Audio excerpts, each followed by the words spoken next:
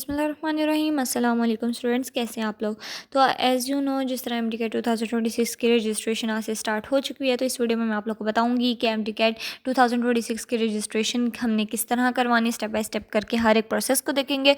और उसके अलावा हम देखेंगे कि हमें कौन कौन से डॉक्यूमेंट्स रिक्वायर्ड हैं। सबसे पहले हमारे पास CNIC और जुवेनल कार्ड होना चाहिए। जुवेनल कार्ड उनका होता है जो अभी 18 ईयर्स के नहीं हुए, और दूसरा बे फॉर्म से भी आप लोग अप्लाई कर सकते हैं। मेन हमारे पास CNIC का नंबर होता है। आपने जुवेनल कार्ड फिर भी बनवा लेना है, क्योंकि एम डी कैट के लिए CNIC या जुवेनल कार्ड दोनों में से कोई एक चीज़ होनी चाहिए। उसके अलावा आपके पास पासपोर्ट साइज़ पिक्चर होनी चाहिए। फ्रेशर स्टूडेंट जितने भी हैं, जिन्होंने सेकंड ईयर के अभी एग्जाम दिए हैं, अभी उनका रिजल्ट नहीं आया, तो वो लोग अपने फर्स्ट ईयर के रिजल्ट कार्ड के साथ अप्लाई करेंगे। और जो इम्प्रूवर स्टूडेंट है वो हमारे पास सेकंड ईयर के रिजल्ट कार्ड के साथ अप्लाई करेंगे।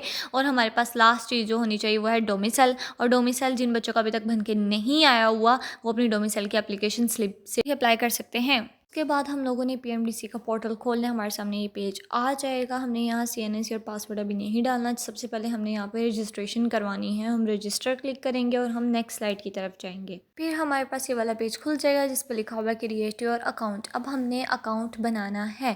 सबसे पहले एप्लीकेंट का नेम लिखना है जो कि CNIC पे दर्ज होता है, और फादर नेम लिखना है वही जो CNIC पे आपने लिखा हुआ है। आइडेंटिफिकेशन टाइप लिखनी है, उसमें से आपने बताना है कि आप किससे अप्लाई करें, बे फॉर्म से, जुवेनिल कार्ड से या CNIC से। उसके बाद आपने अपना सेल नंबर ऑथेंटिक लिखना है जो आपके यूज़ में है अभी। और जेंडर आप लोगों ने अपना सिलेक्ट करना, मेल है और फीमेल है। और साथ ही हमने बर्थ डेट सेलेक्ट करनी है जो हमारी CNIC पर लिखी हुई है या आपके बे फॉर्म पर लिखी हुई है। उसके बाद हमने जो हमारी वर्किंग ईमेल एड्रेस है वो एंटर करना है, और साथ हमने एक पावरफुल, एक अच्छा स्ट्रॉन्ग किस्म का पासवर्ड लगाना है। और फिर हमने अगर पासवर्ड की जिस तरह फ़ोन में कंफर्मेशन मांगते हैं तो वैसे ही हमने कंफर्म करना है दोबारा पासवर्ड लिख के। और उसके बाद हमने ये वाला क्वेश्चन सॉल्व करके उसका आंसर आगे लिखना है और हमने साइन अप कर देना है। फिर वो हमें बता देंगे कि आपका जो अकाउंट है वो सक्सेसफुली क्रिएट हो चुका है। देन हम लोग दोबारा फर्स्ट पेज पे जाएंगे और यहाँ जाके अपनी CNIC डालेंगे और जो पासवर्ड अभी हमने लगाया वो एंटर करेंगे और हम इजीली लॉगिन कर लेंगे। इसके बाद हमारी ये एप्लीकेशन आ जाएगी जिसे हमने सबमिट करवाना है। अब एप्लीकेशन का नेम लिखना है, फादर नेम लिखना है, ऑथराइजेशन नंबर ऐड करना है, सेल नंबर ऐड करना है, जेंडर अपना सिलेक्ट करना है। उसके अलावा बर्थ डेट लिखनी है, और ये सब कुछ हमने अपने बे फॉर्म CNIC के अकॉर्डिंग ही करना है। फिर उसके बाद हमने ईमेल एड्रेस वर्किंग डालना है। फिर सिटी ऑफ रेजिडेंस हमने सेलेक्ट करना है। उसके अलावा हमने रेजिडेंस स्टेटस अपना अपलोड करना है, और प्रोविंस और रीजन सेलेक्ट करना है जहाँ से हमने डोमिसाइल बनवाया है। पंजाब, सिंध, बलूचिस्तान, जहाँ से भी आपने बनवाया उसे हम सेलेक्ट करेंगे। नेक्स्ट हम लोग के पास आ जाएगा डिस्ट्रिक्ट ऑफ डोमिसाइल। हमारा लाहौर का है, जौन से भी डिस्ट्रिक्ट है हमने उसे सेलेक्ट करना है। फिर हमने अपनी प्रेफर्ड यूनिवर्सिटी सेलेक्ट करनी है कि MUHS के अकॉर्डिंग देना चाह रहे हैं, कहाँ के अकॉर्डिंग देना चाह रहे हैं। फिर उसके बाद हमने अपना प्रेफर्ड टेस्ट सिटी ज्वाइन करना है कि हमारी इस प्रोविंस में, ये वाली सिटी के अंदर हम लोग जाना चाहते हैं टेस्ट देने के लिए। हमारे लिए ईजी है। एजुकेशन टाइप सेलेक्ट करनी है, आप FSC के हैं या O लेवल के हैं।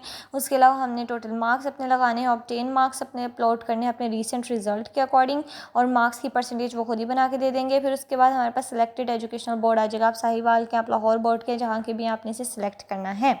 ये सब कुछ बेटा सेलेक्ट करने के बाद हमारे पास नेक्स्ट पेज आ जाएगा जिसके अंदर हमसे वो 4 चीज़ें मांग रहे हैं। पहली आपकी रीसेंट पिक्चर, पासपोर्ट साइज़ आपने अपलोड करनी है। उसकी आप साइज़ देख लें कि उन्होंने कितना साइज़ का, इससे ज़्यादा बड़ा होगा तो वो अपलोड खुद ब खुद नहीं होगी। उसके अलावा आप लोग की मार्कशीट आप लोगों ने अपलोड करनी है। आपने CNIC या आपका जुवेनिल कार्ड जो भी आपका बना हुआ है वो आपने अपलोड करना है। बे फॉर्म भी अपलोड कर सकते हैं। उसके अलावा आपने अपलोड करना है अपना डोमिसाइल। अगर आपका डोमिसाइल अभी बन के नहीं आया तो आप डोमिसाइल की एप्लीकेशन स्लिप भी लगा सकते हैं, ठीक है। फिर उसके बाद आपने अगर ऊपर जाकर अपनी सारी एक दफ़ा देख लेनी है, इन्फॉर्मेशन आपने करेक्ट की है, तो आपने ये वाले ब्लॉक को फिल करके सबमिट एप्लीकेशन क्लिक कर देना है। अच्छा, अब हमारी सबमिट करवाने के बाद हमारा स्टेटस आ जाएगा कि जो हमारी पेमेंट है वो अनपेड है अभी। अगर आप अभी पे नाउ दबा देंगे तो हमारा चालान भी जनरेट हो जाएगा और हमारे पास ऑनलाइन पेमेंट की भी ऑप्शन आ जाएगी। उससे पहले आपने यहाँ पे सारी इन्फॉर्मेशन देख लेनी है। आपका नाम ठीक लिखा हुआ है, आपका CNIC ठीक है, आपने सारी इन्फॉर्मेशन ठीक लिखी हुई है। आप यहाँ से जाके अपडेट एप्लीकेशन पर भी जाके इसे अपडेट कर सकते हैं अगर कोई भी आपकी मिस्टेक यहाँ पर होगी। फिर हमने यहाँ से पे नाउ पे चले जाना है। पे नाउ पे जाने के बाद हमारे पास ये वाला पेज ओपन हो जाएगा। अगर हमें कोई इशू है तो हम इन 3 नंबर्स पे रब्ता कर सकते हैं। उसके अलावा आपने यहाँ पे आई एग्री दबा देना है कि ये वाली जो हम पेमेंट अब करेंगे वो नॉन रिफंडेबल है, नॉन ट्रांसफ़रेबल है।